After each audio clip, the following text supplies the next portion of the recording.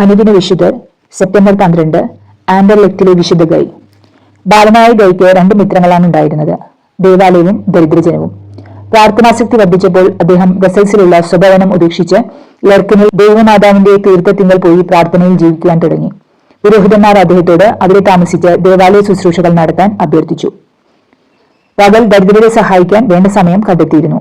അങ്ങനെയിരിക്കെ ബ്രസൽസിലെ ഒരു വ്യാപാരി ഗൈക്ക് ഒരു സഹായം എന്ന വണ്ണം തന്റെ വ്യാപാരത്തിൽ ഒരു ഓഹരി കൊടുത്തു. ദരിദ്ര സേവനത്തിന് പണം കിട്ടുമല്ലോ എന്ന് കരുതി ആ ജോലി അദ്ദേഹം ഏറ്റെടുത്തു. എന്നാൽ 1ാമത്തെ യാത്രയിൽ തന്നെ അവരുടെ കപ്പൽ നശിച്ചുപോയി. തിരികെ വന്നപ്പോൾ മുൻപുണ്ടായിരുന്ന കപ്യാരി ജോലിക്ക് വേറൊരാൾ നിയമിക്കപ്പെട്ടു പോയി. തന്നിമിത്തം ശേഷകാലം വളരെ കഷ്ടപ്പെട്ടു. തന്റെ അസ്ഥിരതയ്ക്കുള്ള ഒരു പ്രാശ്ചിത്തമായി ആ കാലഘട്ടം.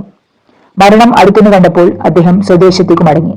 യാത്രകൾ കൊണ്ടും മറ്റും ക്ഷീണിതനായ ഗൈ ആശുപത്രിയിൽ പ്രവേശിച്ചു. താമസിയാതെ അദ്ദേഹം അവിടെ കിടന്നു മരിച്ചു. തത്സമയം ഒരു പ്രകാശം വീശുകയും നിത്യസമ്മാനം പ്രാപിച്ചതായി ഒരു സ്വരം കേൾക്കുകയും ചെയ്തു.